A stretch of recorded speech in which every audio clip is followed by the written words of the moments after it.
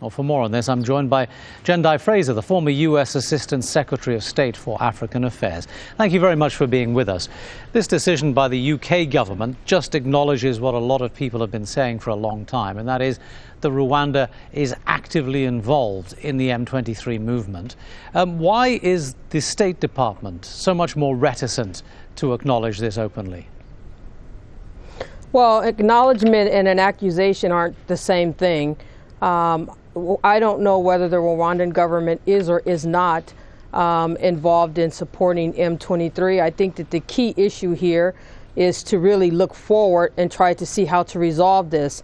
And the international community, the UN expert group, the pointing of fingers has never helped to resolve the crisis in the Great Lakes region. The only thing that's going to help is if the UN State Department backs the initiative of the regional leaders, particularly the International Conference for the Great Lakes region, and Can I just take you back for a moment for a second before we get on to the future prescriptions as to what should be done? Just going back to your comment, you don't know whether Rwanda is involved with M23 at all. Could you clarify what it is that is causing you either confusion or giving you pause in making a decision? Because, well, I like we say, read the UN report.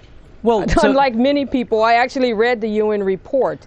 Okay, and I don't think the evidence within it is convincing.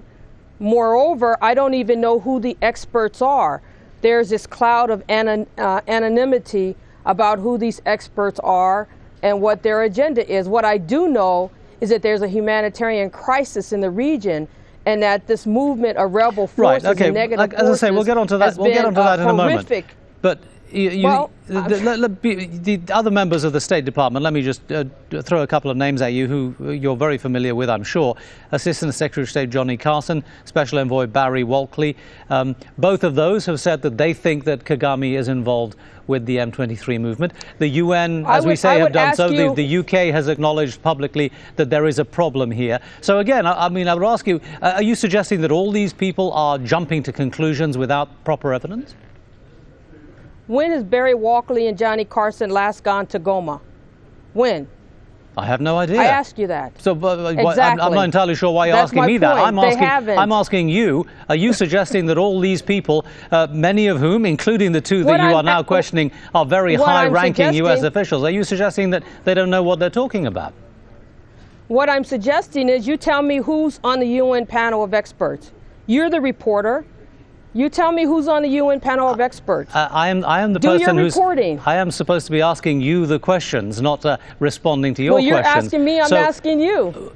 Well, I'm explaining to you that would lead us in a rather circular. That would lead us in a rather circular conversation, wouldn't it? With respect, if you would stick to answering my question just to begin with, then maybe we can move on. I did. No. My question to you was: are you suggesting that all these people? Do you want to have an interview with me, or do you want to hear yourself ask questions? I answered your question. My answer was: I read the report, and it leaves me wanting in terms of the evidence. I've read the report. So what you're suggesting is that all these other people are mistaken or jumping to the wrong conclusion?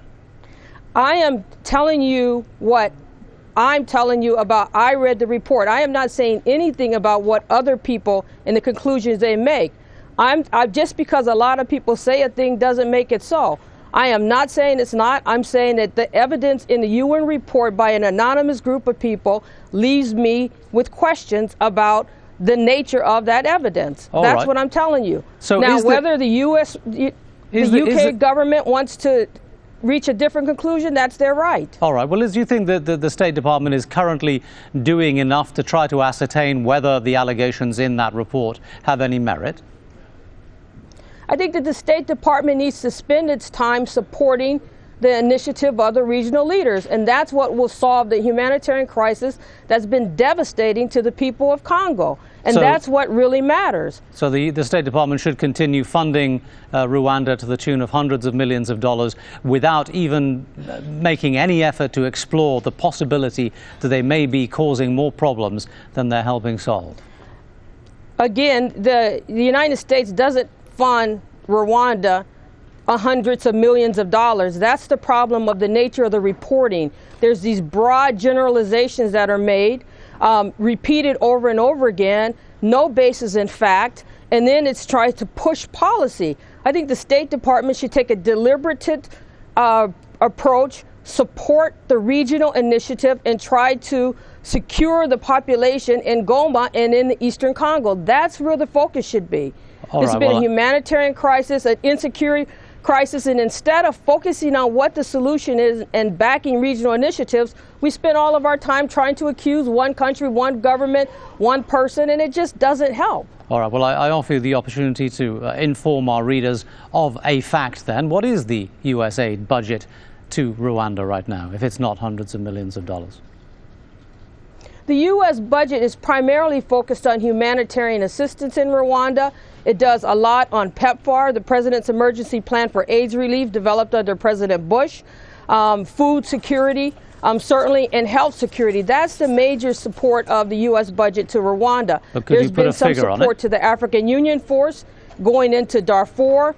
You know, the Rwandan peacekeepers are there, and so we have provided some assistance to them for that approach as well. But hundreds of millions of dollars, you need to look at the U.S. budget. It's been anemic. We've done very little for most countries in that region. Can you put and the a figure on majority of it is on health aid. So you want us to stop providing assistance to the population of Rwanda, addressing AIDS and other such, you know, women's mortality from childbirth. You want us to stop that assistance? Really? I didn't suggest that for one moment. Is that a prescription? I simply asked you, could you put a figure on the amount of aid that's being provided?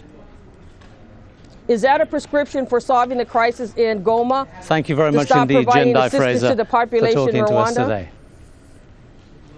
You're welcome. Thank you very much.